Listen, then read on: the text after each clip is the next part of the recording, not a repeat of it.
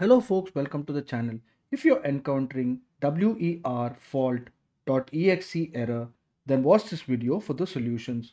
The first thing we need to do is to run a Windows update and to update the drivers. We can do this by right clicking on the start button, looking for settings. Then we will click on Windows update.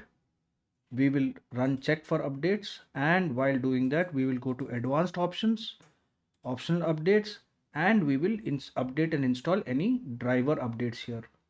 Now the second thing we can do is we can run a malware scan.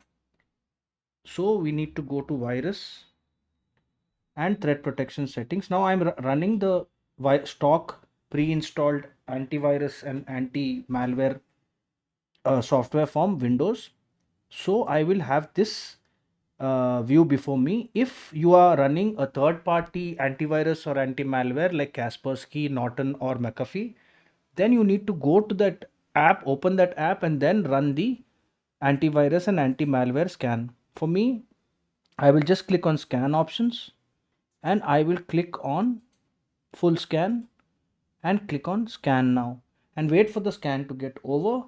And then I need to go to command prompt in the search bar, right click on it, click on run as administrator, yes, and click on and input sfc space slash scan now, SCANNOW, and press enter. Then I'll restart my computer and this error should no longer show. If this video helped you, then please subscribe to the channel. Enjoy your day.